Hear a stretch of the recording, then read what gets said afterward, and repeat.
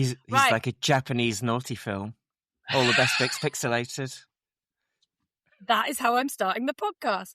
Welcome to the Sharp and Ride podcast. Simon's pixelated because he's in his lorry because he's back to work after his badminton glory.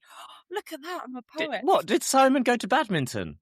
No one mentioned Did we it. all go to badminton? I hadn't seen. This is the badminton and there were no debrief. shuttlecocks anywhere. How is it we started this and you've said cock in the first literally few minutes? Yeah. Right, that goes for Jenny. badminton sharing this. Right. Yeah, badminton happened. The trot up was a week ago today. I feel like it's gone really quickly, but I also feel like it was about 4 weeks of my life. But it was amazing because it's like all three of us had some really cool things to do in it. Like Ben came along for the day and did the podcast with us and looked at the course and did some very funny interviews with you, Jenny Rudall. And then you and with a were 4-year-old child. and the 4-year-old child. And Jenny Rudall, you were journalist extraordinaire, interviewer extraordinaire. You know, looking good in your Holland Cooper clothes. Thank you very much. Thank you. Yeah. And you And then rode. Did you ride? I was in. Well, no, I wore a really nice suit, which and I won the best dressed in the trot up. But that was from the centre of Leicester. That wasn't actually. Everyone kept on saying to me, "Oh, who are you sponsored by?" And I was like, "No." When I just went into the centre of Leicester and went into a suit shop and said, "I'm doing a horse event next week. Can you find me a suit to wear?" And they looked at me as if I was completely insane. But I had no idea what I was talking about. I was like, "I'll show you." So I had to show them photos of the trot up. Did they think you were going to ride in the suit to start with, do you think? I think that's exactly what they thought, to be fair. It was so funny when you won Best Dress and you came up to me and you were like, what if they ask where it's from? I have no idea. Someone else who looked very dapper, Ben, when you came, you looked... You looked amazing. Well, I didn't know what I was coming to, and everyone made out that it was really important, which it obviously is and was. And I thought if I come overdressed, I can always descale the outfit. So yeah, what a rare time away from horses. You did. You looked very cool. You looked very good. Right, where do we want to start? There's a lot to unpack. We've already had a little chat off camera. And have realised things we can and can't say. But Simon, I think you got to lead this because everyone, your adoring fans, will want to know, how was badminton really for Simon Grieve? Badminton for Simon Grieve was great. I had a wonderful, wonderful time. And Buster had a wonderful time and he's come out of it looking really, really good. And he is a very happy boy. I had a few emotional moments. I had some sad emotional moments, and I had some really excited emotional moments where I was really happy, and some frustrating bits, and some slightly nerve-wracking bits. And so when I turned up on the Tuesday, we all had to move in on the Tuesday. You're not allowed to. The trot ups on the Wednesday, and normally for a 3-day event, you can move in on the Wednesday, but because of the crowds and all that kind of stuff and the traffic, I think they wanted everyone in by Tuesday, so we all moved in on Tuesday, which was great. And then I walked the grassroots course with Meg Elphick and Tina Wallace, just because they'd asked me to. And I tell you what, the grassroots is massive and really difficult. I felt really stupid as I was walking it. I was walking with them. You know, when I was there to kind of advise and whatever. And I was walking up to these, a couple of the combinations, and I was going, "Oh my God, that's massive." And I didn't want to say it. I didn't helpful. say it. No, I didn't want to say it because they'd be like, "Do you think so? But you're about to do the 5-star." And I was like, "Yeah, but it's all relative, isn't it? If I was on one of my 100 horses, I'd be crapping myself about doing that." So what you're saying, Simon, is you walked the course with your friends/students and basically said to them, "Yeah, I won't jump this on your horse." Yeah. I train it. Nah, I'm good. The 5-star on my horse, fine. You run this. No problem. You run this. I'm crapping myself about this. No. I had every faith. But yeah, I just thought it was like it's proper meaty stuff. I think for the grassroots, like the 90 centimeter skinny, well, not so skinny thing, massive, great big arrowhead thing coming out of the water was huge, really difficult. I thought. So basically, what you're saying is, if you see someone promoting on their socials that they went and did the grassroots at badminton, you should shout them up because it's still a technical course. It's still a massive achievement. Absolutely. It's all relative, and badminton likes to scare everyone. So, like, yeah, it was proper meaty. Anyway, and then on the Wednesday, I had a dressage lesson, and Buster was wild and being quite feisty and really spooky and really silly and really awkward, and I basically had a bit of a meltdown about that because I was thinking this is just not going to end well. Ian Woodhead, who was absolutely brilliant, and he's he just tried to work with the horse and with me to get us into a better headspace, which was great. So like we kept it really, really basic and really simple and easy, and actually that was exactly what was needed. And so so he really helped, but I did have a bit of a sleepless night on the Wednesday night thinking, I wonder what's going to happen in this dressage test. And my mindset was really rubbish on Wednesday, and I did what I've done before. I was like, right, tomorrow morning when you wake up on Thursday morning for your dressage test, you've got to get out of this mindset that you're in at the moment because it's going to be really rubbish if you carry on like this. And it was really good because I did kind of do that. And I also got hypnotized as well, which helps. How can you? Yeah. So a couple of things here. That. So first, I find it so amusing, small world, that you have been trained by Ian, because Ian is a really good, close family friend of George's and was at my wedding, at mine and George's wedding. So that just makes me laugh a little bit. But I think he's great. He's a funny man. You just overly simplified what is probably one of the most challenging things in any sport.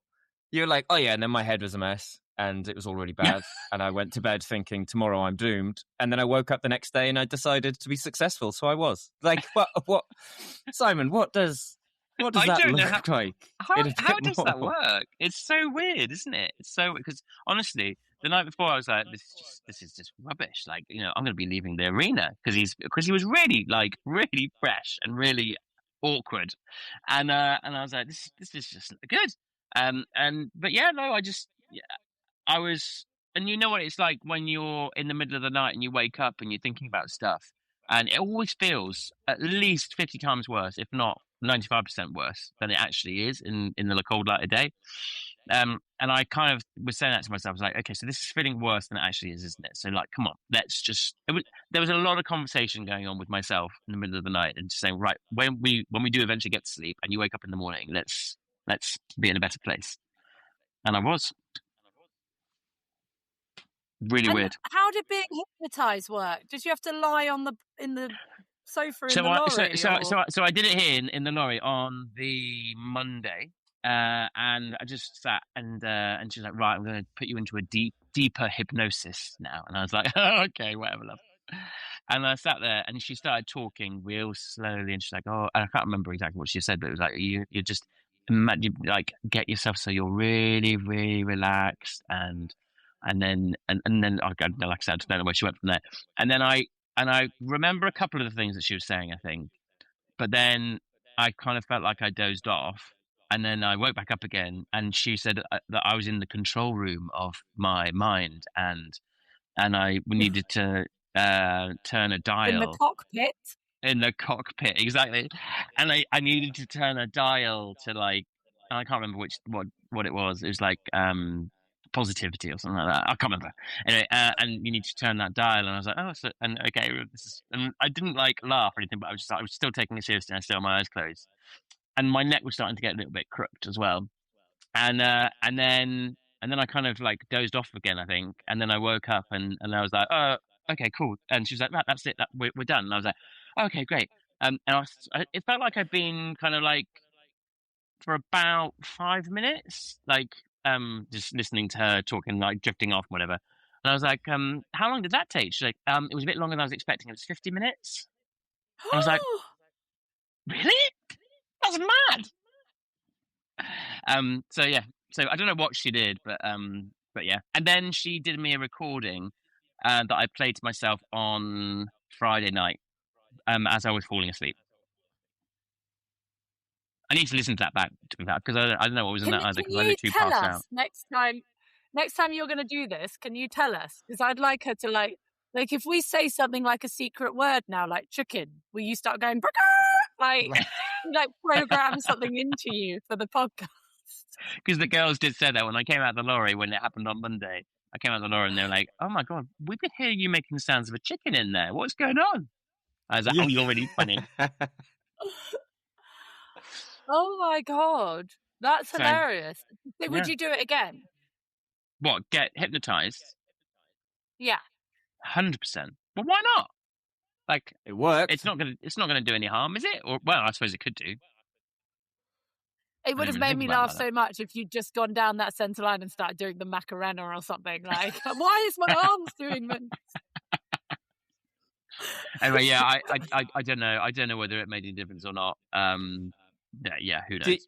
Do you ever worry about with things like that, like because you did that at badminton and it went really well, that next time you're at a 5-star, your brain will be like, "Oh, I need to book the hypnotist lady because gotta keep everything the same. They're all gonna think Simon, when he asks for his accreditation for him and his team, is a real diva. He's like, I need one for Maggie, I need one for my hypnotist. I only want blue M&M. Oh dear, yeah, yeah. I don't know. Whether doing it again, like if I didn't have her there, I'm sure I'd be fine. But I don't know. I've been in a really good headspace. The last 2 5-stars I've done, been in a great headspace, and I'm sure that has had a bearing on it. And it's not just. It ties in with the fact that you've been back at 5-stars since starting this podcast. That's all I can say. Yeah, that's true. That's true. But no, in all seriousness, that is true because I talk quite openly about my lack of confidence and being a pussy and all that kind of stuff. But I think actually vocalizing it, like the mindset stuff and the hypnotizing stuff aside, like vocalizing it and talking about it and dealing with it is a really important aspect of improving your self-belief and confidence. Definitely. Does it feel weird for you? Because I've seen a lot on social media from different places really sort of making that quite a prominent thing when they've spoken about you, like talking about your mindset and the journey you've been on it and stuff. Does it, like, are you proud to see that stuff out on socials, or are you a bit like, 100%. I wish that I'd go away? No, I am. I'm well, proud is probably the wrong word, but I'm really glad that it's out there, because it makes people kind of, what's the word? Aware? They can, and they can relate to it, and be like, okay, so I'm not alone. Because I think that's one of my biggest things, that when back in the day, when I used to get really, really nervous and I used to internalize it all and not talk about it at all, I used to think I was the only one that felt like that. And I felt really inferior and really stupid for feeling like that. Whereas if somebody actually had spoken and said, actually, you know what, I feel like I get really nervous and I have to really work at it, I think that would have helped me more. Because you go around the lorry park and okay, people do look a bit nervous, but you never quite know, like, my mind is like over the years has been awful and played real tricks on me and been a nightmare. And I think most people are like that. And yeah, unless it is just me and I'm just telling everyone I look stupid. I don't know. No, and that, like, on another, like, chatting, this just a side note, but like this podcast and chatting about it. So I think if I hadn't had you two, I think I still would have gone on this stupid, like, not stupid, I still find it awkward, HRT journey. But I find, because you two don't flinch when I talk about stuff, like when I was in the media centre and I was feeling shit, I was like, I'm going to go home, change my estrogen patch, and I'll come back a better person. Because I'll never forget on the tour when I was feeling really down and Ben went, do you need to change your estrogen patch? And like, and I think just you two, being able to speak about it with you two, and then because I feel comfortable on here doing it, then I'm obviously doing it in front of loads of people. And then, like, people are coming up to me, and now I'm like, fuck it, I'm not embarrassed. I'm just going to talk about it. But I think if I hadn't had you two, I wouldn't feel confident. Does that make sense? Yeah. No. It is like we have our own little group therapy that we share with thousands of people. Anyway, sorry, Simon, go back. But yeah, no, I'd like to think that I hope that it helps people. I hope it helps other people to hear me saying that, and that I do get really nervous and I do have to really work at it. And you're not alone if you feel like that as well. Anyway, I just think it's amazing how nervous you get, and like Laura Collett on our podcast live, which will be up, so you can listen to it. But then you still go and do it. Mm-hmm. That blows my mind. Yeah. That I just can't fathom being that scared. I am that scared, so I don't fucking do it. Yeah, Even if I could. But I get really nervous, but also now because of my previous experiences, I know that when I get to like fence 4 or 5, I'll have an absolute blast and I'll love every second of it. And it's going to be great fun. So like, I know that those nerves are going to go. And the day when they don't go is the day when I'll be like, I think I'm done now. Yeah. Okay, so dressage, how was that? So the next, I've mentioned about the fact that I was best dressed at the trot up, haven't I? Yeah, no. Did you love my suit, Jenny? Oh my God! Can I just say, when I first met you, I didn't know you were gay. If I'd have first seen you, the first time I seen you was in that suit, I'd have tried it on. You look fucking hot. You say all the right things, Jenny Rudolph. You'd have been interviewed in the crop top, Simon. She'd have made a special. Yeah, the tight top would have made a special announcement. Yeah, you did. You looked sexy as. Yeah, it's a really nice suit. I really like it. Yeah, it's really really cool. Although everyone was like, "You clearly don't do anything with your horses because that suit's cream and you just get crap all over it if you're actually doing your own horse." I was like, "Well, fair play, fair point." I did have 2 people helping me. I had Brooke and Maggie both like doing the horse, so it meant that I could go in a cream suit. But yeah, and I won a prize. I won the Hi Ho Silver. Gave a very generous prize, and I got some necklaces for the owners of Buster. Oh, that's nice. And I got a couple of need to... bands, like leather band, wristlet band things. We need to start a Simon Grieve to be the next James Bond after how you looked in that suit. I'm gonna be so cool. And your acting classes, it's all coming together. It is all coming together. Yeah.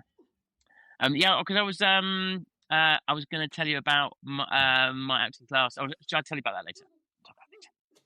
Tell acting class later. Keep on badminton. Stay on point. Sorry. So on the Thursday morning was dressage morning, and I did wake up in a lot better headspace, and I took him and did a bit of work with him in the morning. And Ian was there, but he wasn't actually teaching me. He was teaching someone else, but he was kind of there to kind of give me a couple of pointers, which was really helpful. Like, he's a cool guy. And it was just like so much better. I just relaxed into it. I was like, let's just chill out and not try quite so hard. And he was loads better.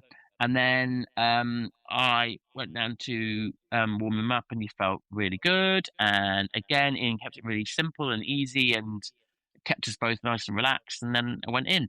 And the arena at Badminton has got such a vibe to it. And we were just after a break. And as I trotted in, people were kind of moving about a little bit, and there was a lot of chatter. And I was at that point, I was really glad that we'd had the tour, because I know that Buster quite likes a crowd. So like, yeah. Although we did discuss this in the podcast, which you'll hear, but he reacted in a really good way, like and he went in and did the most amazing first centre line and first hole. Like, it was incredible. Like, he was in the lead, in the markings at that point, and then it all kind of went downhill from there. No, it didn't really. It was nice. It was good. He did a perfectly adequate test for where we're at this stage in his 5-star journey and my journey. So so I was really pleased with them. They were a bit stingy with the marks, I think. I'm allowed to say that now because we're not at Badminton anymore. A few people actually did say that straight afterwards. A few people said that, and people that I would really value their opinion said, "Oh, I think you were a little bit hard done by in that test." Chris Bartle said that to you. He did, yeah. Which was really nice of him. He didn't have to say that. But yeah, no, I was really proud of him. Really proud of him. And when I came out, I felt like a real it'd been that what's the word? I can't think. My brain's not Celebrity? functioning very well. No, the pressure was off, and like I could just relax, and the nerves were gone, and I was looking forward to the rest of it. Because that was when Ben had like watched you, and then Ben was taken off by Abby Lyle to mark a test. You've never seen anyone look so uncomfortable or unsquared or anything. This is Ben, who you and I know and love dearly with every inch of our being, and we're so used to being in like awe of what Ben does, and we're constantly in that state of how does he do it? What like. And us being the uncomfortable ones. I take great joy in watching Ben welcome into our world and looking completely like it was great fun. Did you enjoy it? It was the moment.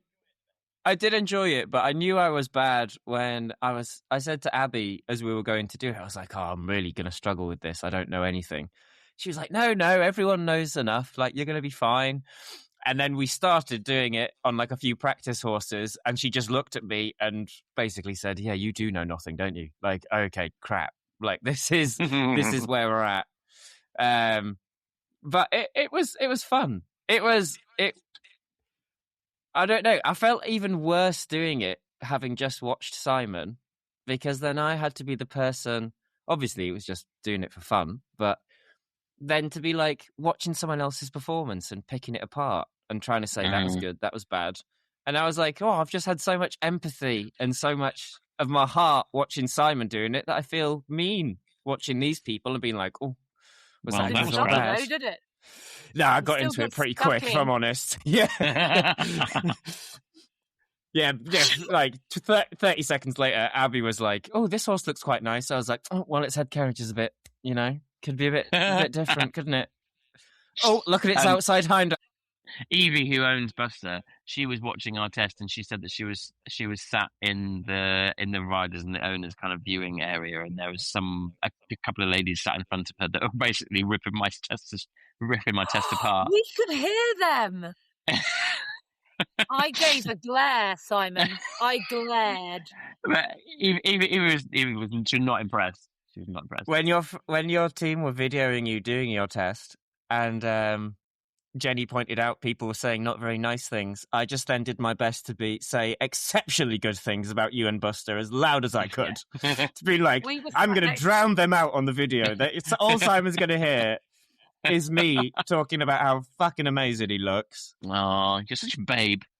Such a babe. Although the squeals that came out of us when you did your first halt were disproportionate to how much squealing a halt probably should have. But we were like, oh, Simon! It was really good. Even my dad, really good. Even my dad, who was completely non-horsey, sent me a photograph of my phone or a screenshot of my first halt. And he was like, this looks like it's actually really good. Is it? And I was like, it actually is, Dad. That is actually really good. Good old boy. I find it fascinating that you say that you did the dressage and after the dressage thought everything to be nervous about is gone. Done. Well, no, definitely not. But I just felt this like this relief. I was like, thank goodness that's over. Yay. Well, is it a little bit as well, like poor Laura Collett before her test with Bling? There is that moment of, if I leave these boards or this doesn't go to plan, then I'm not doing any of it. Yeah, the rest of it, the bit that is why you're really there, the cross country, is not even going to happen. And so much work, time, effort, expense, owners, sponsors, so much has gone into this that you just want to get out that fucking start box on the Saturday. Is it a little bit of that as well? Yeah, absolutely, definitely, and Buster's he's not stupid. Like, well, touch wood, he's fairly unlikely to leave the arena, but you just never know, do you? You just never know. No. So, but yeah, and then on the Thursday night, I went and did a podcast with a pair of complete imbeciles. And I mean, I don't know what. Sum up a pair of us. I don't know what they were going on about. To Laura and Jenny, but you and I were particularly good, Simon. I know. We were really good, weren't we, Ben? You got in there quick, Jenny. You got in there quick. Were you guys convinced that many people would show up? Absolutely. Because you were there, Jenny. Of course they were. Fuck off. I did think that we could pull a crowd, but it is quite the relief to know that when people are employing you and they have got sponsors around it, and those sponsors are in a ship because, well, they weren't in a ship, but they were like, we've got to fund the bar. Who's going to fund this? And I'd said, don't worry, our fans will drink. See, this is why I love being part of this podcast, because I literally just saw the podcast evening as just a really fun little. Didn't matter who was coming, even if there were like 5 people coming to listen to us. Didn't really matter, because I was going to be with my mates and having a nice time and having a nice chat. And Jenny takes all the pressure and all the, oh my God, I hope there's going to be enough people. What happens if there aren't? And she's pushing for it all. And I'm just coming along going, yeah, this is going to be really fun. Doesn't matter how many people come. I don't know what you're like, Ben, but that's really bad, isn't it? I should be a bit more concerned. I mean, I was just stressed about being at badminton and realised how little I do know. So I might actually do some homework and try and educate myself so I don't have to feel like that again. But on the positive side, our fans did drink, as on, I think, at least 2, possibly 3 separate occasions, they tried to send us shots up at the front while we were doing, like, in the middle of the podcast. And one lady in the crowd got so drunk that she had to come and find us and explain to us all about how she'd once dated Jay Hallam. That was weird. Which was... Yeah. He kept saying to me, it wasn't me that turned him gay. It wasn't me that turned him gay. And I was like, okay. It was amazing, though. Like, it was so much fun. And you guys didn't drink the shots either. I know you did. I was not having those. I don't do you guys didn't drink it, and I was like, oh, it's going to be rude not to. So I think I'm going to have to take one for the team. And I took one. I was driving. I was driving as well. I know. And sorry, so it was absolutely the right thing to do. But I was definitely the one taking one for the team. And then someone said, oh, you have that one as well. I was like, no, I can't have another one. We were sensible. Good. And then all my mates at the end on one table putting on Jenny masks. They were all wearing masks. Yeah, that was brilliant. That was brilliant. I loved the Jenny masks. I also loved any chance I got to see everyone's parents. My parents weren't there, but your guys were. That was really fun. Yeah, that was really nice. My mum and your mum are now besties, Simon. I'm not sure how I feel about this. No, it's good, isn't it? It is good. They're both great gals. Great gals. Yeah. It was so nice having my mum there this week. She's such a darling. But also what I liked, because I've obviously hosted, and I know you have, Simon, as well, and Ben, you've been to so many of these evening wids or interviews or sit-up, and so many people. And I did put out, no, we are not doing a training tip, and if you've got a loading problem, ask Ben separately. But we did ask for questions. And so we had to cut them off. Normally the crowds go silent and they don't want to get involved and they're not laughing or shouting stuff. But our crowd were like, yeah, we're in for it. Like, that was really nice. It wasn't just falling on deaf ears and people were leaving. Like, yeah, it was so nice. It was just really fun. It was really good. And you know what? What did I say on this podcast a lot of episodes ago? And I said, I am fed up with how, I think what's annoyed me this week was I wish I could be more positive about myself, because I've got a daughter and I want to be able to be, sorry, this is probably being a bit deep. I don't know. I'm going for it. I can edit it out. Do it. But I think I said I wish I could be like, oh, I'm strong and I'm whatever, because I want that for my daughter. And you do get a bit bored of people hearing how sad they are or down on themselves. And I'm like, I'm not that person. I want to feel positive. And do you know what, boys? Don't know if it's the estrogen talking or the podcast, but I do. I feel really proud of myself. I feel really proud of you, and I'm proud of what we've achieved. And I thought I looked fucking good in my Holland Cooper shit. And yeah, I think we rocked it. And I have a feeling of, normally I walk away from these things going, oh, I could have done that better, or we could have made someone happy, or I upset someone. And I'm like, zero fucks given. We rocked it and we looked awesome and we sounded awesome. And this is a very nice feeling and I'm very happy. No, good. Because you deserve to feel like that. You absolutely do. You were amazing. Oh, thanks, dudes. You Anyway, you did drive it very, very well. It was really well done, really well put together. Good skills.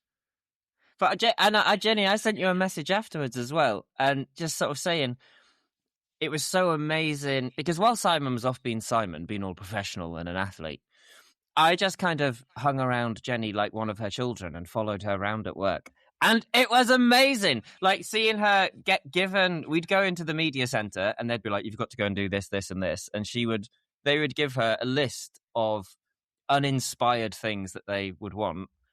And on the walk to where we were going, she'd work her magic. She'd be like, right, cameraman, you're going to be there. You're going to shoot it with this lens. You're going to shoot it like that. I want this frame. You're going to be there. I'm going to say this. We're going to run that. And just watching you be presenter, producer, all of it, all at once, it was just freaking amazing. And yeah, I bet you don't even think about it, Jenny. I bet you don't even think about that, like, because it comes so naturally and so quick to you now. Like, you just do it. It's like, this is what's going to work. Let's do it. You're so good at thinking outside the box as well. It's quite terrifying when you've got Ben and a 4-year-old. Like you're like, and you're not allowed on the course, and you've got to go and film a course walk. You're like, how do we make this work?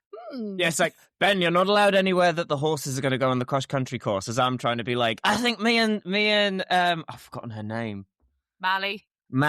I was like, me and Mally should stand on this jump together, and it's like, no, you're not allowed to do. We should just go here. No, it's like, oh, but we had great fun.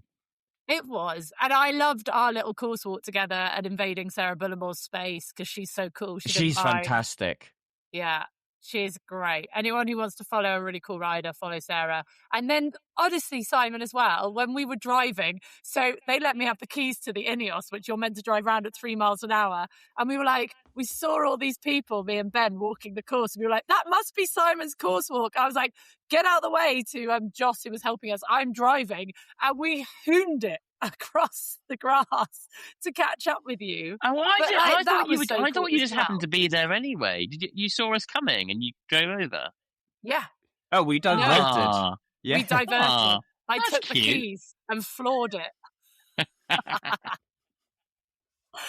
But that was so amazing as well, Simon, because you had so many people on your course walk. Like, many people wanted a bit of Simon knowledge. Well, I capped it at 80 people, so we had 80 people. And I kind of feel like I could have had more. Yeah, I think we could have had more, and it still would have been okay. But like, and everyone had a lanyard with like a Simon Grieve 26 course walk, and oh my! So I bought all the lanyards and I printed all the little labels. My goodness, it took forever to put them in. Like, I spent the entire Wednesday evening, it felt like, putting these things in, going, oh my God, my dresses are going to be so rubbish. Let's just put this in. Maybe you should have met us at the pub. We'd have done it for you. Yes, you were. So was it just the two of you, or did anyone else come? And my friend Jen. Ben got to meet my lovely friend Jen. She's Jen's amazing. Yeah, we like her. Do you know what's lovely about hanging out with Jen as well? Because she came in with me in the mornings and stuff. She'd obviously was going to come anyway, but then she stayed with me and my mum. And she's a bit like me, a complete fangirl. So she was like holding my coffee while I was doing my bits to camera. And I was like, come on, come into the arena, you'll be fine. Probably shouldn't have snuck her in, but I did. And she's just like, I'm next to the dressage arena. There's the centre line. I'm in the arena at badminton. And then like when she meets you guys, she's so excited. Or if she sees a rider, she's so excited. And I'm like, that's how I feel about the sport and horses and everything. And like, I just love that enthusiasm. Like, do you know what I mean? Because I think some people are quite, I don't know, I love fangirling you guys and being excited. And I love the fact she's the same. It was very cool. She was great to hang out with. Oh, that is good. So we then invaded your course walk. And then Friday, you have to get through a whole day after your dressage before you go cross country. That must have felt like a long day. No, I had plenty to do. So I had a really nice hack first thing. I went up the Worcester Avenue right to the far end of the park and had a little canter and had a nice time with Buster. And it was really nice because it's like right out, like in the middle of nowhere. There was no one around. So like it just was really chill, just the two of us, which was really good. And then I had a radio interview that I had to do. And then I did a meet and greet and I signed some T-shirts and it was quite cool. I signed the T-shirts with the marker pen, and then we had I had Buster's shoe. So like he had them taken off the week before, and they were his spare ones. So so I had his shoe, and then we printed his hoof print, his shoe print onto the t-shirts as well. So Buster signed it, and I signed it as well. It was really cool. And if anyone wants one, I'm sure we can come up with something to get some more. But they were badminton specific. So yeah, it was really good. It was really fun actually. I'm still available on the Supercross Country website. I am actually wearing one of their 3/4 zips now on merchandise. So I'm wearing my own Supercross Country merchandise. Hoodie. There you go. So yeah, please go and check out the girls. They're going to have a whole new website created soon as well. So we'll definitely be promoting them then. But yeah, so you can still buy the Sign Me merch, can't you, on their site? Yeah, absolutely. And then once I've done my meet and greet, notice, Ben, you've not been given any Simon merch. Have you noticed? Yeah, this? I've not got any Simon merch. Yeah. Do you want Simon merch? Yes, I want Simon merch. Yeah. Oh, okay, that's cool. I can get you Simon merch. Yeah. Thank you. I don't think you. I'd happily wear a Simon t-shirt. Oh, okay. I'd love to wear a bit of Simon merch. Or a hoodie. Can I have a hoodie? Well, I don't see why not. Yay. Yay! Anyway, so then I did my signing of stuff, and then I had a course walk for the second time with Roz, Cantor, and Chris Bartle. I've not heard of her. Who's she? Yeah, no, she's really average. I can't. Yeah. I walked the course because I felt a bit sorry for her. You know, it's really confusing because people keep calling her a goat. I don't understand. She's unbelievable. Like I walked the course with her twice. I walked it with her on the Wednesday, and she walked it with Senna, her new baby girl, strapped to her the whole time. And she was breastfeeding in the rider's brief. She was, yeah. She's amazing. Absolutely incredible. And I walked the course with Chris and Roz, and really interesting and useful, and yeah, it's great to surround yourself with people like that. That Roz is so straightforward, matter of fact, very clear in what she's saying, and she's so humble and relatable, and like I can have a discussion with her and not feel inferior or stupid. She would never make you feel like that, and I love that. So it was great walking with her. She's one of those rarities, isn't she, that she can ride at that level like yourself and still explain how she does it. So many of the greats like herself would find it hard. Yeah, would find it hard. And then I went to the horse trial support group tent because a lady that owns one of my horses was there, and she said, would you like to meet my friend Ginny? And she's like, it's Ginny Elliott, and who was Ginny Lang, who was Ginny Holgate before, who won badminton a couple of times, and in fact more than a couple of times, and would you like to meet her? And I was like, she literally was like one of my absolute heroes when I was younger, like sensational woman. Anyway, so I went to the horse trial support group, and she was in there, and I met Ginny for the first time. Well, not the first time, but like properly. You've never met her? Not properly, no. And I've not met her. She's a hero. Yeah, she's incredible. I remember being in the collecting ring at Lincoln Horse Trials about, I don't know, 4 or 5 years ago, and she was there warming somebody up, and I recognised her, and I went over, and I was like, and I said, do you not ever think that you just like to get on and show everyone how to do it because you're so much better than anyone else in this collecting ring? And she looked at me as if I was insane. Anyway, so Is she nice? Was it a Meet Your Heroes? Was that all right? Oh yeah, it was cool. Brilliant. It was lovely. It was really, really nice. And I just said, I came here when I was a kid, and I watched you, and I just thought you were incredible, and thank you so much for like being so inspiring. Anyway, so I met her, and then I chatted to her for a little bit, and then I went off, and then and I went down to the stables. And I had a little moment just sitting next to my stable. The stable's like, it's beautiful in there. It's all like, it's like a French national stud. All these kind of internal stables, but it's quite old. It's really old and beautiful. And anyway, so I kind of sat in there. It was really quiet, not hardly anyone around, just me and Buster. And then a lady, kind of like, I don't know, in her late 30s maybe, and a little girl came along with an older lady, and I looked at the older lady and I kind of took a double take and I was like, ooh, she looks like Lorna Clark. Do you remember Lorna Clark? Yeah. Yeah. So Lorna Clark then was she evented, and she was the first person to ever take 3 horses round Badminton in one day, like, which wasn't actually allowed at one point, but she did long format, which is incredible, and she was on like teams, and she was really successful. Anyway, I don't know how old she'd be now, like she must be in her 70s. I don't know. Look it up. Anyway, and she came walking past, and I was like, "Oh, that looks like Lorna Clark." And then she carried on, and I was like, "Oh, I'd quite like to say hello to her." Oh no, okay. And then I was like, "No, I'm going to." So I went over and I was like, "Excuse me, are you Lorna?" And she's like, and she looked really like surprised, and she's like, "Yes," like thinking, "Who is this weirdo?" And I was like, "Oh, I just wanted to say thank you so much for being so amazing. You really inspired me when I was younger."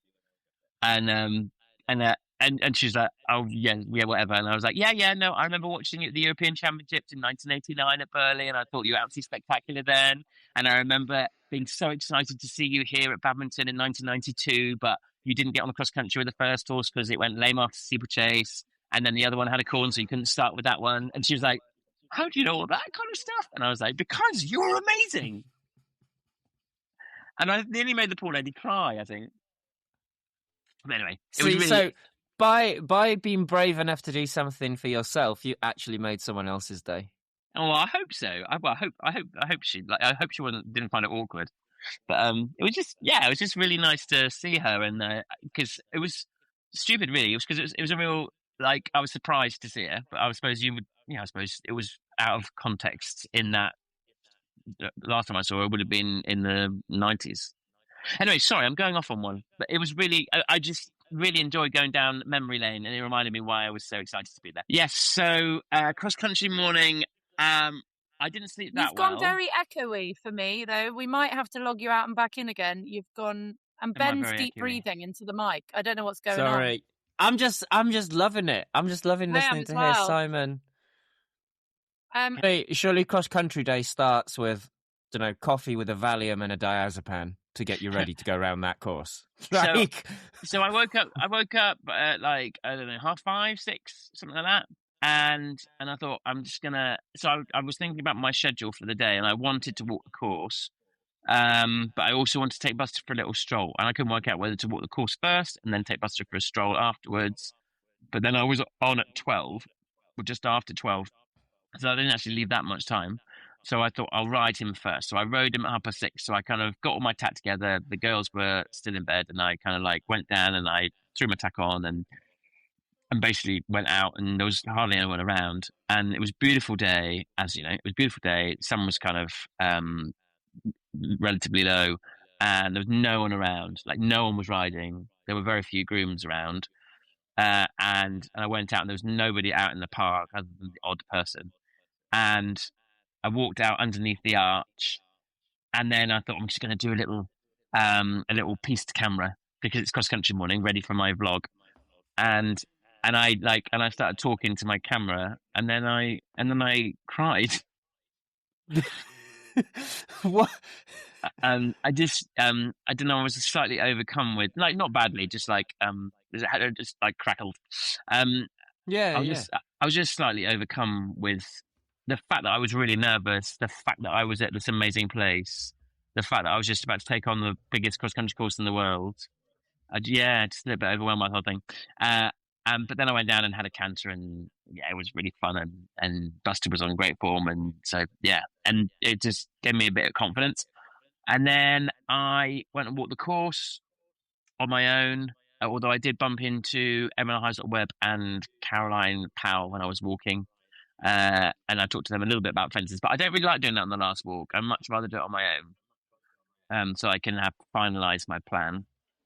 And I suppose as well, at that point, you don't want anybody to say anything that's going to make you think, oh crap, maybe I have planned that fence wrong. Yeah, or my approach to that, or totally. You know, I'd made my decisions about what I was doing. I didn't want to change them. But in fact, like, yeah, it was because it was bad, more baddish at the water at the top. I was always planning on doing the rail to the corner, not rail corner, because I didn't like the rail corner. But first thing in the morning, I spoke to Izzy, and I also spoke to those guys, and they were like, "Oh, the other option seems a lot more straightforward." But I decided that it wasn't. And now it made me question myself, which was annoying. But then I went back to my original plan, and I went direct. I was planning on going direct everywhere. Anyway, so then I then came back to my lorry, and my friend Marie was here, and we chatted a little bit, and then I played some music, and I danced a little bit, and I sang some Lady Gaga, and got kind of going. I listened to Abracadabra a couple of times because it's a brilliant tune to get you going. And then I got changed nice and early, and I went down, and I went into the canteen is directly opposite where my stable was. So I went in the canteen. They've got a screen. So I went in there and I watched Harry jump the first 10 fences, and he cleared all of them. He added a stride at Huntsman's Close. He got five. He put 5 in, not 4. Which I don't think actually did me any favors, if I'm honest. Not surprised. And then I went out and I got on bus, and I had like half an hour until me. So then I trotted all the way up, down through the crowd, and lots of people. It's so nice. So many people were wishing me good luck, and it was and it kind of like settled the nerves a little bit. It's because some people have asked me whether having quite a big following now, because I've got a relatively big following. And lots of people like supporting, and so do you feel that there's pressure there now? And I find it the complete opposite. Like, I just know that they're there and they really want me to do well. And if it doesn't go well, then they're going to be there to kind of support me a bit. Unless obviously I do something really stupid or something really awful. But yeah, I feel so it's lovely. And I went down and I had my friend Matt and Henry there as well, and they Matt is an event rider. He's ridden at 5-star level, and he watched some of the horses that were going around on the screen, and he came down and kind of reported back about how it was riding, and he said it was riding very well. And said there is 4 strides in there, not 5. Don't worry. And then we walked up the funnel and into the main arena. And then they said, Simon Grieve, 2 minutes. And I was like, ooh, so exciting. You went, no, by that point, I was like, this is really exciting. I'm really looking forward to it.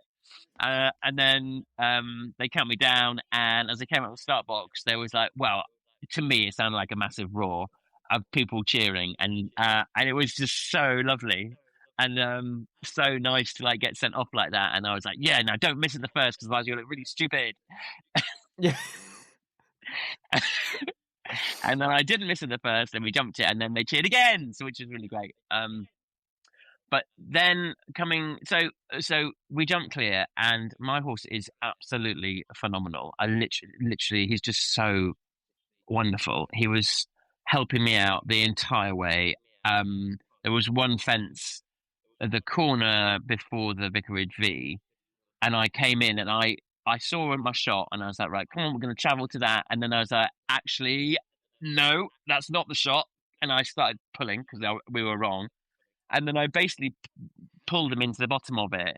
And the poor horse, you could almost feel him going, Simon, I'm not quite sure what you're doing back there, but I think you want me to jump this corner here over to the left because you're aiming me to the wrong bit.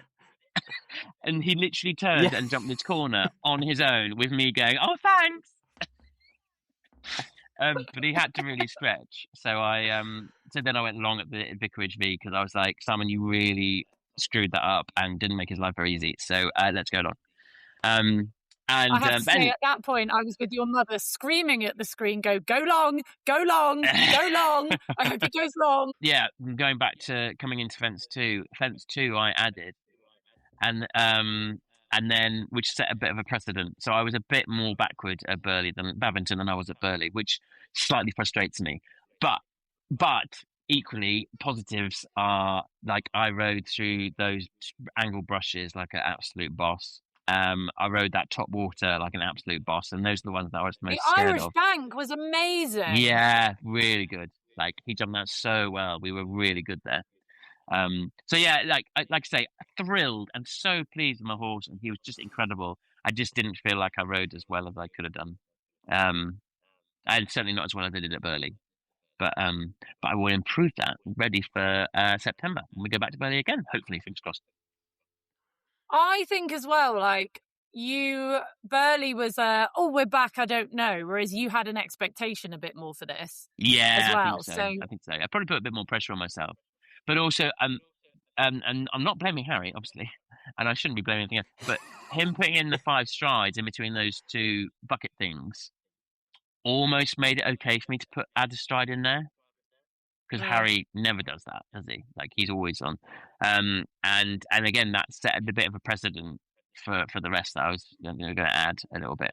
But like I say, there were fences where I absolutely didn't, and I was like, absolutely, I nailed it, and I rode brilliantly, and I'm really pleased with how I rode.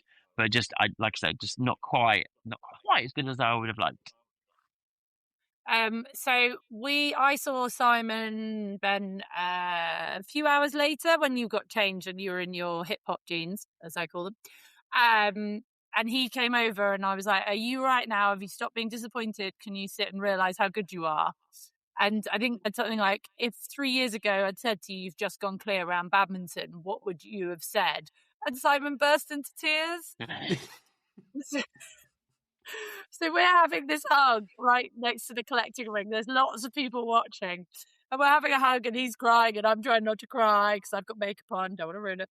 And he's having a sob and then he looks at me and goes, "We should have saved this for the podcast. No one's filmed it."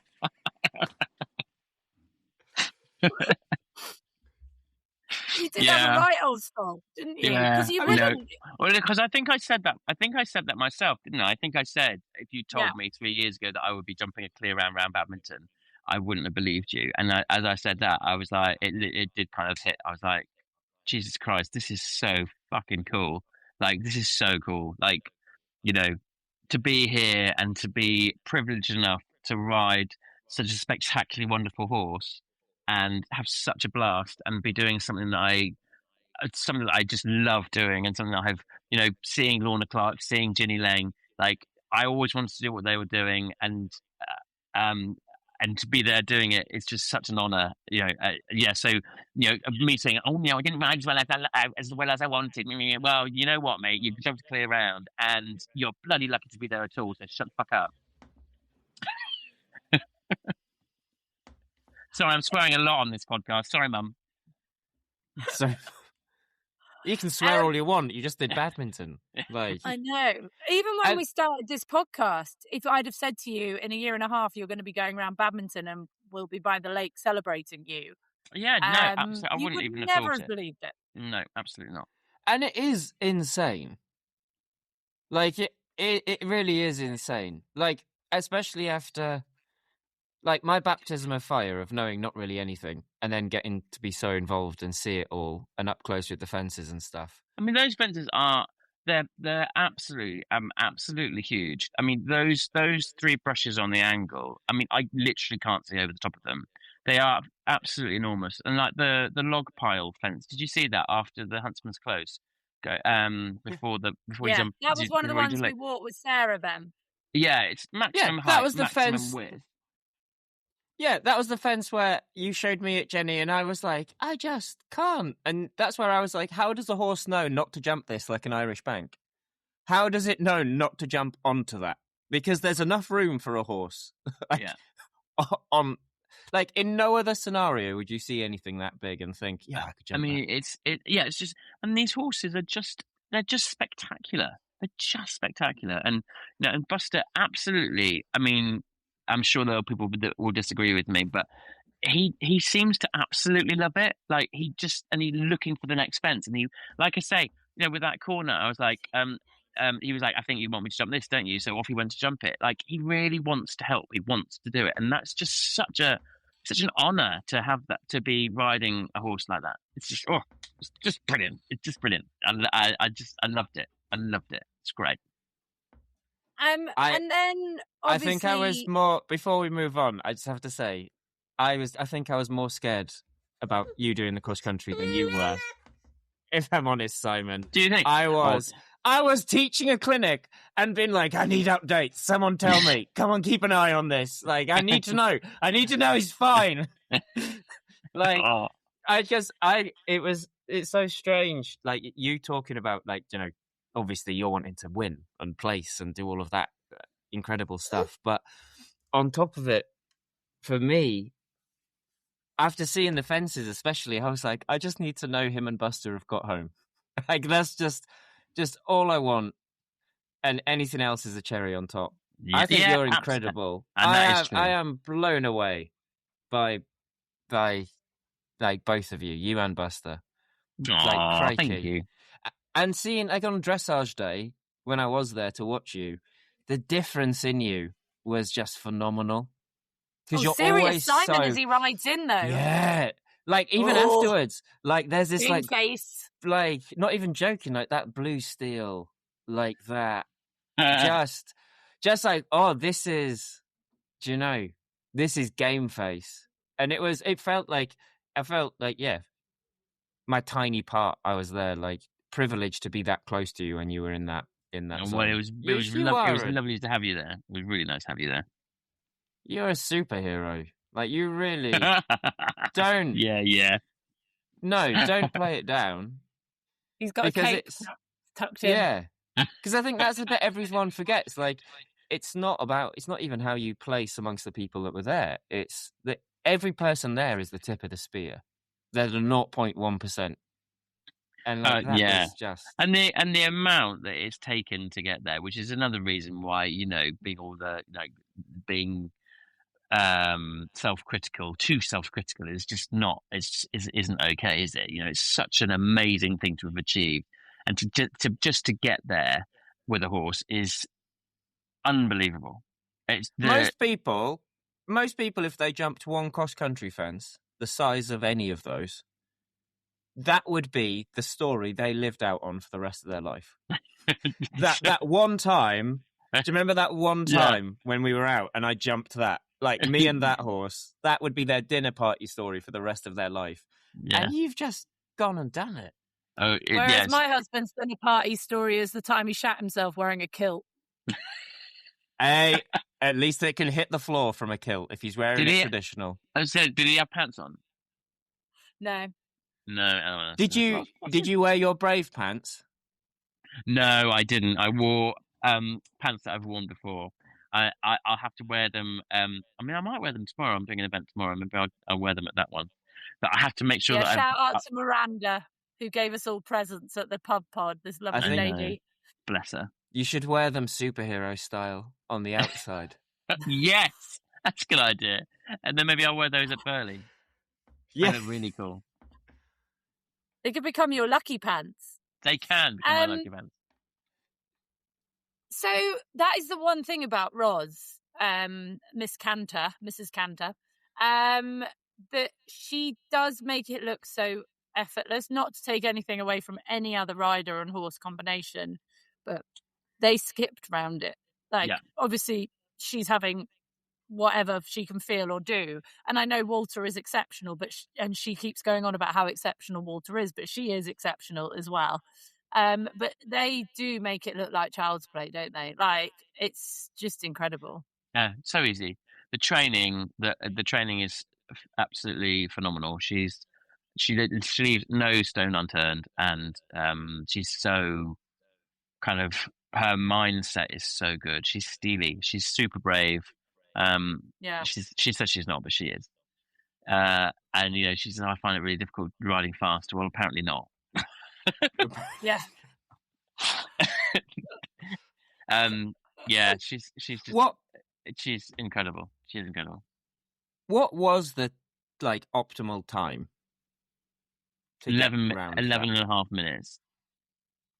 Which is insane in itself. I was a minute and 15 seconds over that, so poor Buster galloped for a lot longer than everyone else. I would get my money's worth again. Your money's worth. People do forget that you guys have to pay to be there. You pay to enter these things. Yeah, you do. absolutely. From the They did- boring they- side, they how did- much does it cost to enter? I don't know. It's like 600 quid. Something like that. I can't It's remember. not cheap then. I can't remember what the actual entry fee is. Something like that, 600 to 800 quid, something like that. But Crikey. and thank you very much, Jerry. Thank you very much, Evie, who own Buster, and they were brilliant. They were brilliant. We had such a nice time. They did meals for us every evening, and they had they got a camper van and had their gazebo thing out, and they had like really funky lights out and everything. We just had really nice evenings. And they were so supportive. And Jerry was like, on the night before cross country, she was like, I'm really nervous, but I'm really excited as well because I know that you're going to look after my boy, and I know they're going to make sure that he has a really nice time, and I really trust you completely to do the right thing by him. So, which is really nice.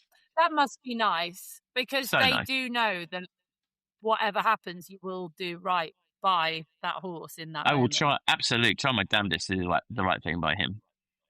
And also, it sounds like Buster for us is doing right by you on occasion as well. So we're Yeah. happy that you're on Buster. Yeah, he's a very good boy. He's a very good boy. Yeah, maybe next time take Buster for a course walk as well. Be like, just in case. Yeah. Just in case I have another moment like I did at that one fence. Can you We'll take him round, have a word with him. can you Come on, double Buster. if you know the course, then we'll be See fine. this corner, Buster. He might take a pull. I'll show him the program here. next time. Yeah. But then obviously you've still got a show jump, which is a bit of a like, oh, right.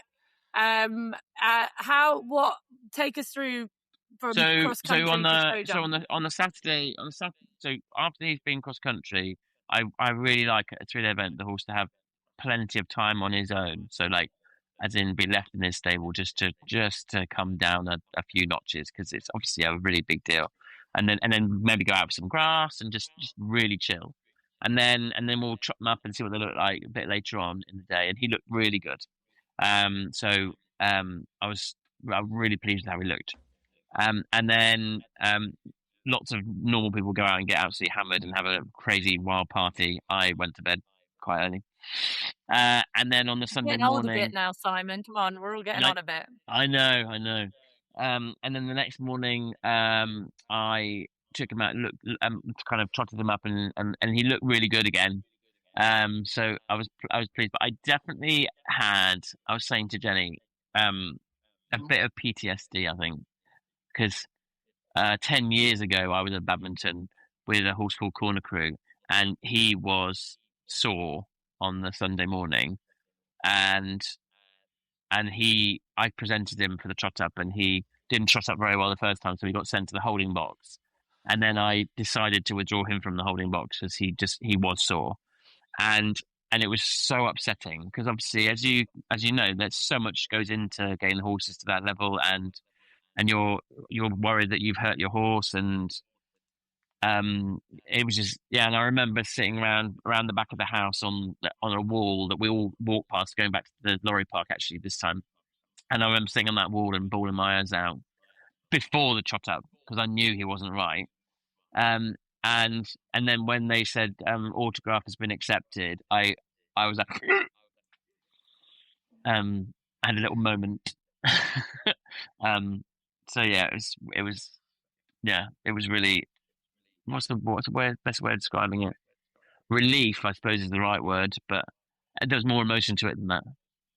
It was. I Yeah. think Sorry, it's go so on. funny you say that because we were just like when me and my clinic were out having our meal, like on cross country night. I just remember saying we were all talking about it, and I was like, "That must be the most nerve-wracking thing in the world because you've just ridden one of the most difficult courses on the planet, and then it's all beyond your help at that point. You're just laid in. Every rider must just lay in bed that night, Saturday night, thinking, "Please be sound in the morning." From caring about your horse, but also there's so much gravitas on that. Yeah, it's. But It's like a coin flip within reason. Because after doing that level of physical exertion, just be a bit muscle sore and look wrong. Yeah. Well, I know after I go to the gym, you don't want to be trotting me up. Well, yeah, I did my first run post ACL surgery yesterday, and I Oh, tell you wow. what, if you trotted me, yeah, I feel great. Everything's good. It's just DOMS. But if you trotted me up today, you'd give me a butte. I tell you that. But so yeah, I completely get that. That must, because you don't want to relive the past trauma again, do you? Yeah, it was just Yeah. it was really, and that was that horse's last ever event as well, and he's now passed on, and so yeah, so I don't know, I just found it really emotional, and obviously I was a bit tired probably as well, and but yeah, anyway, so and then we show jumped in the morning, and he jumped his socks off. Actually, he did jump really well. We had two down, but one of them was my fault. I got him too close, and the other one he just was a little bit. The water tray was um you had like it had a pagoda on the right of it and a bridge over a little kind of pondy thing on the left of it, and then the water tray was kind of set back, and it looked a bit false, and he just spooked at it, which was a real shame. But he really pinged and really tried and like jumped his socks off. So and we completed, and I got my rosette and my plaque, and so I am a happy boy. I think he really jumped on it. Like, he had that first rail and then the fence after that. My God, I thought he was going to ping you out the tack. He I know. really tried. And he I was know. amazing. It was great. That would have been embarrassing, wouldn't it? How That your would have badminton been. end, like, pinged out the tack. Yeah, no, I did think that. I was like, don't you dare do that, because, you know, we are finishing. We are getting that plaque and we are getting that rosette. Do you? You obviously do, because this is a stupid question. So, but I have to ask it. Do you practice jumping them on tired legs post cross country? I'm not sure whether normal people do, but I do. So like because I found that it's helped him. I did it in the run up to Burley, and I did it in the run up to Badminton. I do his fitness work the day before, and then I take him show jumping the next day. Yeah. And he is so much better as a result, I think. Yeah, He's really jumping. Like, the horse came to me because he was not very good at show jumping, and he is really, really trying. So yeah, I'm really pleased with it. No, it just makes sense from I was just going to say, it just makes sense from a training point, because I know when I've done ultra marathons where they're like multiple days, leading up to the first one I did, my coach was like, yeah, you need to go and do a 30k today and then a 20k tomorrow when your legs hurt, because you don't want the first time that you wake up and go like, oh, I've got DOMS to be, game day. Yeah. But yeah. Similar kind of thing. I don't know whether anyone else does that or not. To be fair, I've never known anyone to intentionally do that, but I do intentionally do that, because I think I can't expect him, having never done that before, or being out of practice of doing that, to perform well. I think. How much did you love going in and doing the parade of riders? Oh, it's really fun, and people, and on the cross country, literally as I was galloping along, like I heard "Go Buster, Go Simey." It's like so many, like literally between every single fence there was somebody that shouted, like multiple people shouting "Go Simey" or "Go Buster." It was just it was so nice. It was such a privilege. And then in the parade there was a parade of competitors that had already show jumped before the main jumping bit. And it's when the grandstand was all full, and we went round, and there was lots of cheering and clapping and cheering, and it was really cool. It was really cool. Simon, the attention seeker, really enjoyed that. Can I tell you something funny that happened to me after that? Oh yeah, go on then. Well, so Harry Sykes, videographer extraordinaire, always tells me that I bring out the worst in people, like the naughty side in people, which I didn't believe until one of the very strict judges, and like that I get on with when we're in Thailand, because there's glass bits to the media centre out there, came and stuck his arse up against the media centre. No. He was like, "You bring out the worst in people." I was like, hee. Anyway, then I kind of was like, well, maybe I do, but I like I'm quite a jolly person. I'm probably a bit much for a lot of people, but I am loud and I am a lot. So I went to hug one rider goodbye who's normally very quiet, like really quiet. But we always have a hug. I've known them for a very long time. And as said rider went to leave, he came over, arms stretched for a hug, and was feeling very jolly with himself. And unexpectedly grabbed both my butt cheeks and lifted me into the air. Aww, sweet. And I was like, not expecting this from this rider, nor was the lovely Irish girl who I'd been working with stood next to me, Mel. Then he put me down, and I was like, okay, laughing my ass off, and we said goodbye and had a funny exchange. And then I just turned around to her, I was like, of all the riders, I was not expecting that. And me and her we absolutely ended ourselves laughing. I was like, I don't know what just happened. It sounds like you guys do had a good really, in your really Holland fun and time. Cooper. Yeah. Yeah. You I was looked like, wow. You looked sharp, Jenny. Well, there you go. I had my butt grabbed by a, and I wasn't it was because it's a rider I know very well. So it was the kind of thing if you two had done would just have been funny, but it was just so unexpected by this rider to just grab me by the bum and pick me up. I was like quite flattered at my age. I'm not going to lie. But yeah, it was very unexpected and very, very, very funny. But yes, so I was like, maybe Harry is right. Maybe I do bring out the worst in people. Anyway, that was my story. So then you had to load up and go home. Is it a bit like when Christmas is over and you go, that happened and it's over?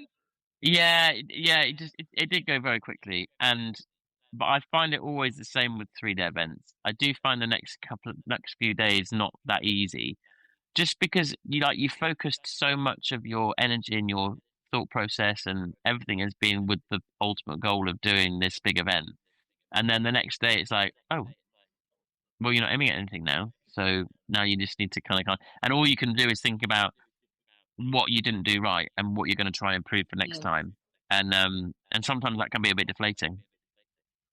So yeah, it's but I literally then parry that with how great I feel about how he went. Like, it's so exciting. He's such a cool horse, and Evie and Jerry are so on board with it all and loving it and really enjoying it. Enjoying watching him have such a blast. So I'm really excited about the future. It's really cool. Also, you can eat and run up hills, not stop running up hills for a day or two. Yeah, exactly. So I have been eating a bit more, but I do have this 3-day event coming up at Picton in a couple of weeks, so I need to make sure that I'm still fit and lean for that. How much less, like, in weight wise? What's the difference between your normal weight and your fighting weight? Oh, no idea. I don't weigh myself. Oh, okay. You just try and get fitter for the. Yeah, literally just and then like, I think if I look in the mirror and go, yeah, you look all right, then that's good.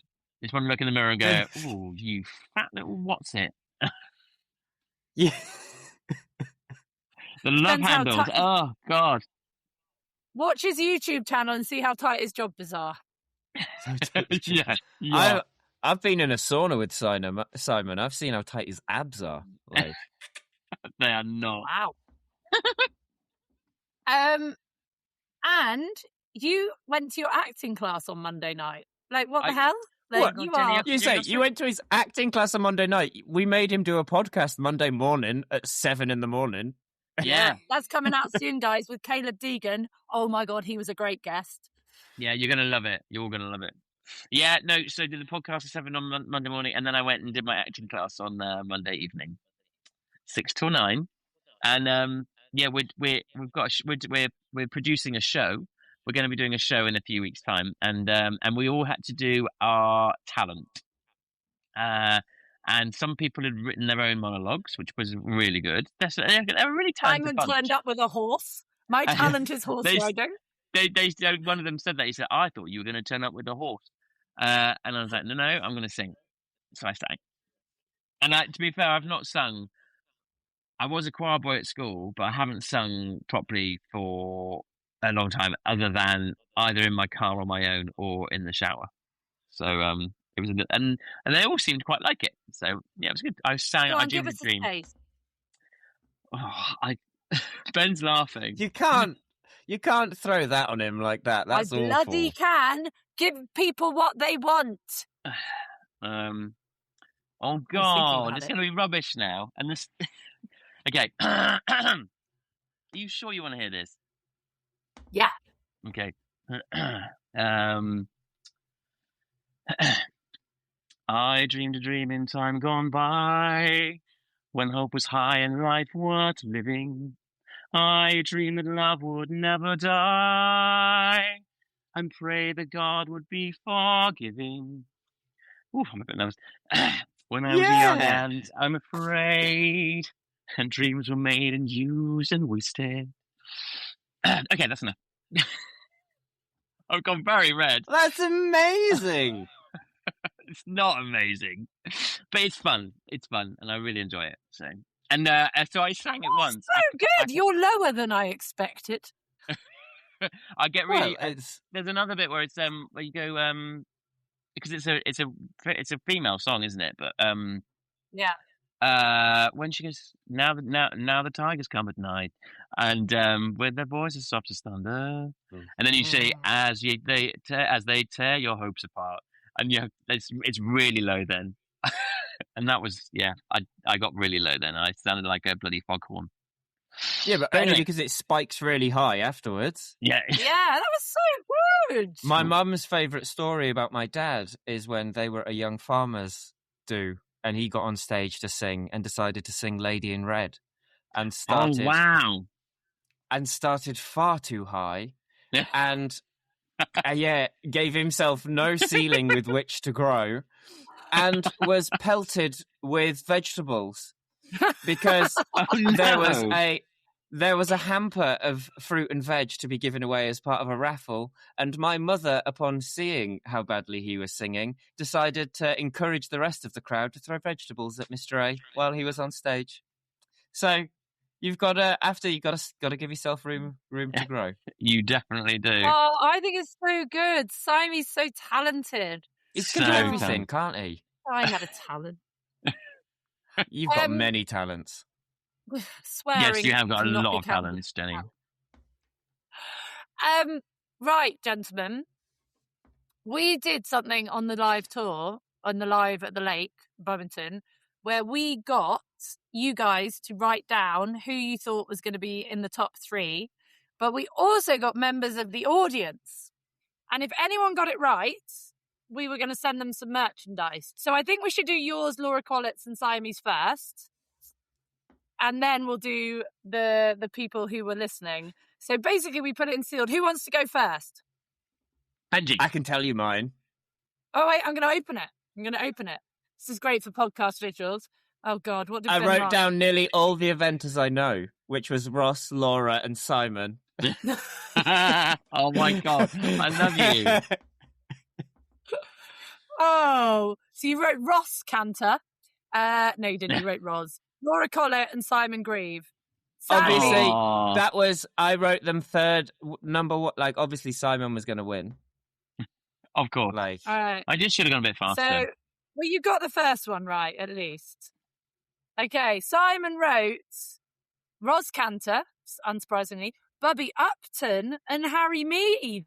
Oh, so I was right with 2 of them. You got the third place right. You didn't write which horse, though. Would you have said it on that horse? Oh, I don't know. It's all right. Well, he had 3 chances, so it was probably anyway, a good Simon's idea not to write it. speaking to Harry anymore because he made him put that extra stride in. So. Yeah, exactly. Did you go 5 at the Hollow? At the Huntsman's Close? Close, yeah. Yeah, I did, yeah. Because we didn't see you go through there because you weren't on camera at that point. Yeah, they didn't show very much of me, to be fair. Oh, my God. Laura Collett wrote the same as you. Oh, did she? Oh, wow, there you go. We were right next to each Roz other. Cantor, Bubby Upton and Harry Mead. Can I say as well that Laura actually stole my cheat sheet that you gave me? Oh, really? Yeah, that was what really amused me. When she was like, "What's that?" I was like, "It's because I don't know the rider." She was like, "Oh, give me that." Just like, let me look. Okay, so Harriet Seymour. She wrote Bubby Upton. Did you not? I didn't do one, no. I think I would have. What? And you know what? I think I would have got it right. I would have definitely put Harry and Tim on it. Oh, yeah, of course you would have got it right. Yeah, of course. Yeah. Well, because do you know why? Do you know? Sorry, but do you know why? Do you know? Because I'm always Because right. if you don't do it, you can claim that you would have won. Yeah, exactly. No, because Roz was going to win it, so I would have put her. I don't know what order I would have put Harry and Tim, but I would have put Tim because I love him, and I think Falco's mega on the last day, and Harry because he had 3 chances. Yeah, so that would have been my reason. I can't believe or listen to any of that because you didn't do it.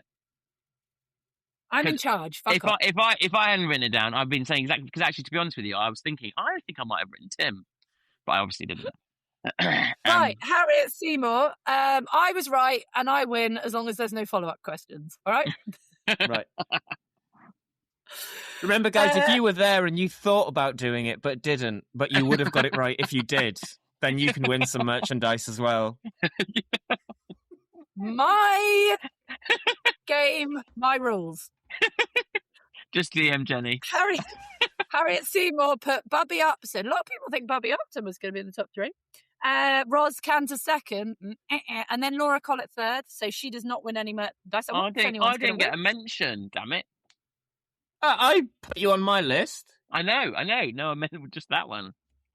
Wowzers! Bronan, Roz, Harry Mead, Bubby Upton. She even wrote the horses down. She said Harry Mead on Crystal Cavalier Crystal. Was that the one that he fell off of? I can't remember. So, Charlie, Roz Cantor, Bubby Upton, Laura Collett. Wow. That was it. That was all of our people. So we all did quite well.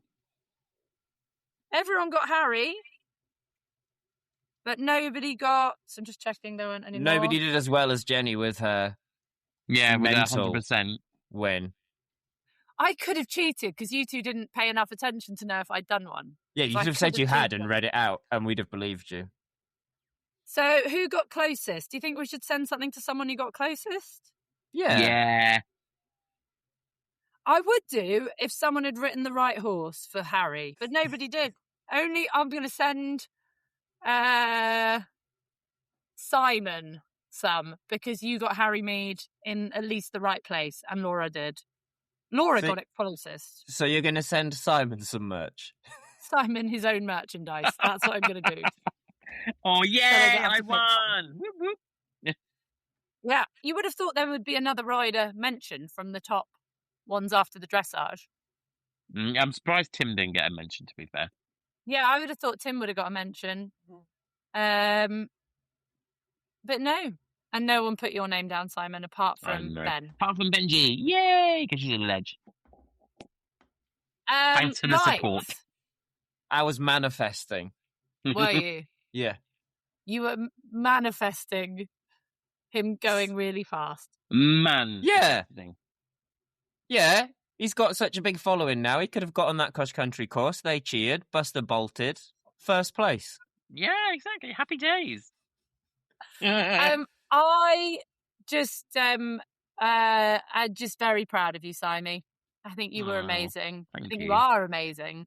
Thank you very much. Because it takes serious kahunas to go round that course, and I wouldn't do it. Not even if you paid me. Well, we had a great time, so thank you. Right, we've been going for an hour and a half. Sorry, I really went on a couple of times then. Sorry. No, you didn't. It was amazing. It's what we wanted. It was amazing. Oh, you guys are so nice. Do we have a what's annoyed us this week? Yeah, Jenny pretending she'd have won that competition if she'd have actually taken part.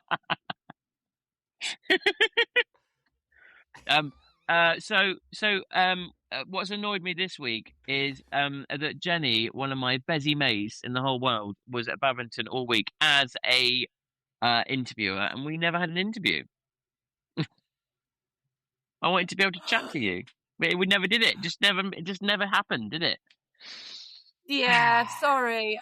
I was only allowed, I was not allowed to decide who I interviewed. Bear Grylls trumped you. Yeah, I can get that. He is hot. He was quite hot, actually. Surprisingly so. And taller than I thought. Yeah, he's a good-looking guy. Like, I'm a big Bear Grylls fan, but can someone be hot if you've watched them drink their own urine on television multiple times? Oh, good question. No question. Now I feel a little bit sick. Not gonna lie. Some people might say that that's a massive bonus. Keep that between you and your internet search history, Simon, I would say. Golden showers are us. I Oh, can't. I have to yeah. say, I did point out at the end of your dressage that your partner's very lucky with your wonderful hips. I did say that. Yeah. Those hips do not lie. Dear. Buster is very bouncy, so it's got a lot of thrusting going on. Yep. That canter does not look fun. I'm not going to lie. He also looks very narrow in front. I definitely would be coming out that front door.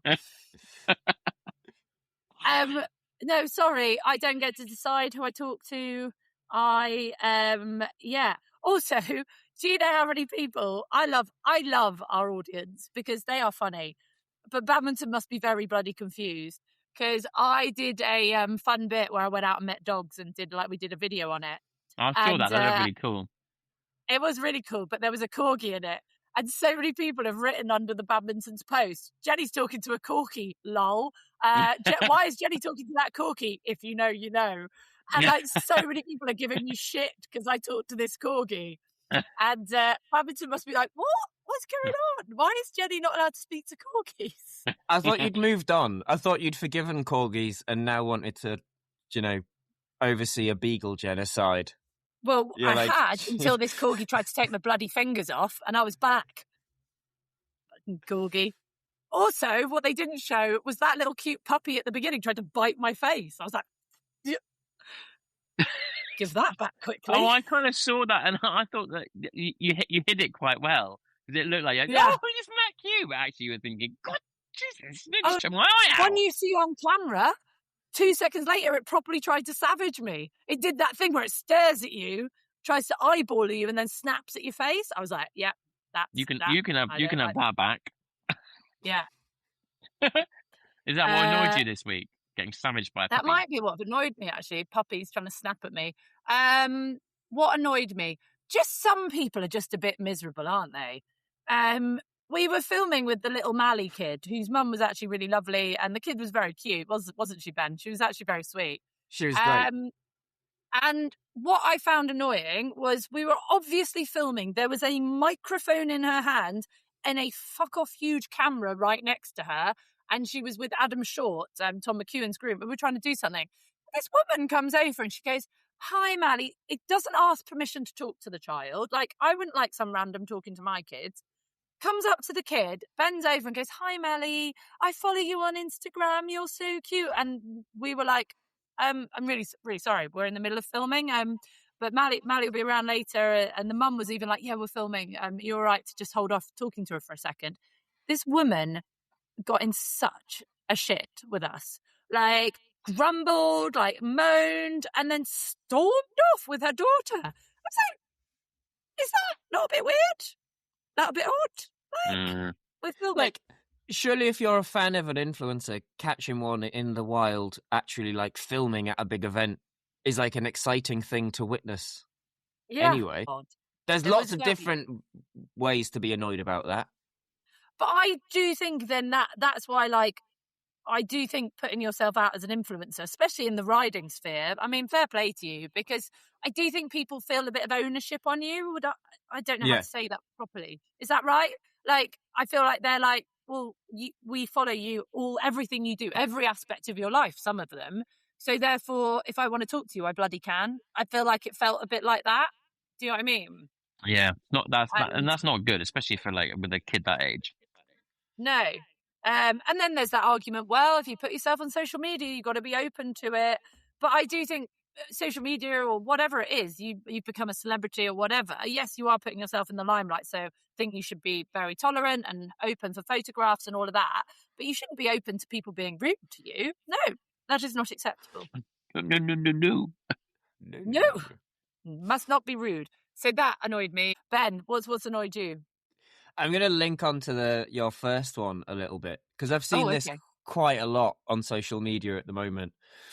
If you want to be an influencer of any kind, like a proper influencer or someone like me, like Simon, who puts videos, you want to try and create a brand around you putting videos of you doing stuff with your horse and like But sharing I think your you're life. not trying to influence people. Do you know No, what I mean? well, that's what I mean. building a Like, no business. matter what Yeah. it is, like, no matter if it's just like, do you know, I would say that me and Simon share what we do. Like, we don't, do you know, so much proper influencer. They're getting so, but like, you decide to put yourself out online for judgment, which is what it is. Now, 90% of the time, it's positive. But people getting so butthurt about getting negativity. Like, I'm sorry, what? Did you think there was some magical thing where if you put a video of you riding on your horse online, so you're the special star that isn't going to get any negativity back or any criticism, or like, welcome to the game. Like, I'm not saying it's nice. I'm not saying it's positive. I'm not even saying that the criticism is 90% of the time, the criticism's not even valid. But the point is, what did you think the game was? Like, you, like, kicking off like it's unfair because someone's pointing out that, you know, someone's riding badly or that horse could have jumped. Like, not even attacking people, you know, just maybe saying, oh, I think maybe that course was a bit big for that horse, or could have had a bit less of a contact in that, you know, in that test. And then people screenshotting it and putting it on their socials and being like, can't believe people have the gall to be so rude. It's like, no, I can't believe you have the arrogance to believe that you are, one, so perfect, and two, so entitled, that if you decide you want to put yourself out like that, you're not going to get it. Like, responsibility. Like, if you want the nice sides of it, the bad side is the other flip side of the coin. When the bad side does come, whatever happened, like, we've all had it. All three of us have had it, haven't we?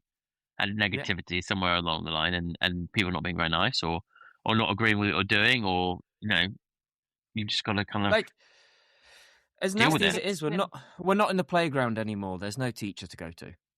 So just, you know, either block the person that's giving you the abuse, or crack on and ignore it. Or if it really strikes a nerve, maybe think why it does. That's a good. I like that. Yeah.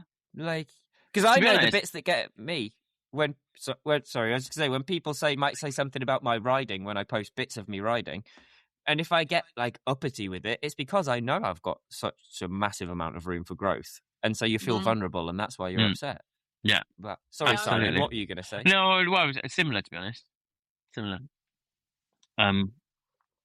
Quite often when I've had a fair few negative things like written on my Instagram and on my YouTube videos and that kind of stuff. And more often than not, well, no, every time actually, it's always made me reflect on myself and think, well, actually, maybe I could do that differently, or actually, no, that is complete rubbish, and I'm just going to carry on with what I'm doing. But like, any criticism is good. Like, you can learn from it, or you can realize that actually you're doing quite a good job. One of the comments on a post that, not my post, but Badminton put out with me interviewing, someone wrote underneath, "Wonderful to see Clare Balding back at Badminton." Not sure how well I should take that. Seriously? That's hilarious. I'll find it and screenshot it and send it to you. It's the best thing I've heard in ages.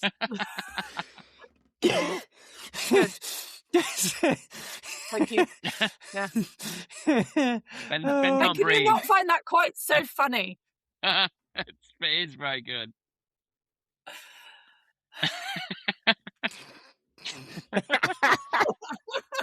Jenny Balding Roodle. Ben's actually gone purple. He's laughing so hard. That's the best thing. Well, what I did appreciate about Badminton is that I did leave England thinking my presenting in front of camera career, since pushing out some humans and getting old, was probably over. And then obviously going to America and Clip My Horse employing me, I've had a bit of a resurgence of being on camera. I'm still producing a lot, and doing a lot of content behind the scenes for different companies.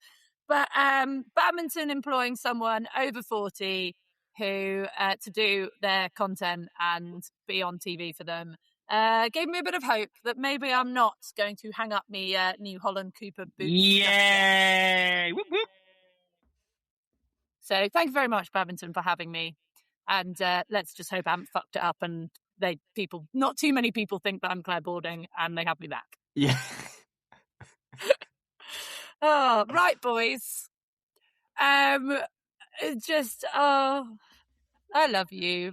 We did it. We went by the lake at Badminton. Yeah, it was great. Simon went round Badminton and Ben went to his first Badminton. And even though he acted like a toddler round the course, it was wonderful to, I think for us, it's because you are brilliant, Ben. And it's just so nice that this is the first glimmer of hope that our little worlds are coming together and some of what you do can trickle into this world and some of Simon's world can trickle into your world. And we're not just living these two parallel universes where we're all riding horses, but people don't think that we can all learn together. So hopefully this is the start of something. Yeah, absolutely. Although I'm just still blown away. It's probably going to take me longer than Simon to decompress after Badminton. Now I know what it actually is. Yeah. Might actually go next year and try and watch all of it and watch a bit more eventing. Oh my God, that'd be so cool. You guys could come and be my grooms for the week. Yes. Oh, Jenny's not. Oh no, Jenny will be presenting. Sorry. No, it's not that. I just don't think I could cope with that amount of responsibility. Could you enter a horse in the grassroots? I think I could groom for that. Yeah, but imagine how well people would think he would do if Clare Balding was grooming for it.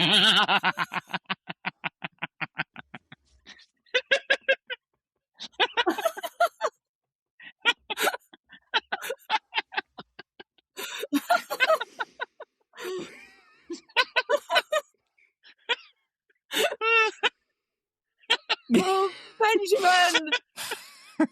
I wish I hadn't told you. I'm never going to live this down. Calm down, Claire. Yeah, it's all right, Claire.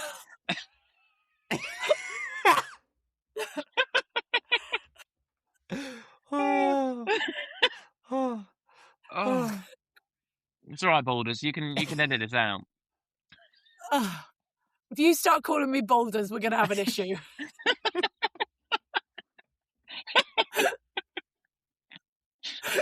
Oh, it's the best thing. Oh, God. right, you buggers. Oh, just Thanks, shut up. team. Don't even go ride. Just shut up. I love you both.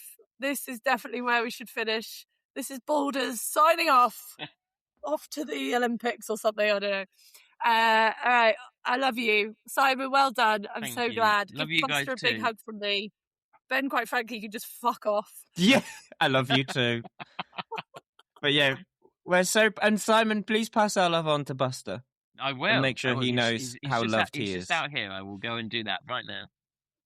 Yeah. And your team and your owners and lovely Maggie and James, by the way, who was there supporting whilst he was working, your other half. Yeah. He was good. He was good. He's so funny. I don't think he appreciated me talking at him, but he just dealt with it very well. Literally everything that I do, he just rolls his eyes at. So what do you think of that dressage test? Me, He then. just rolled his eyes. Although he did say how he can't watch the cross country because he worries about you so much. Yeah, he doesn't watch any of it. I was like, oh my God, he jumped in the water really well. He said, no, I didn't see it.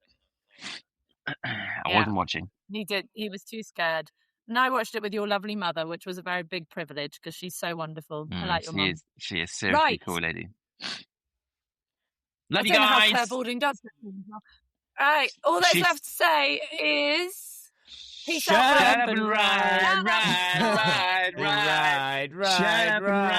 up and ride. Oh, also, I never mentioned we're still sponsored by Charles Owen. We love you, Charles Owen. Bye. Thank you.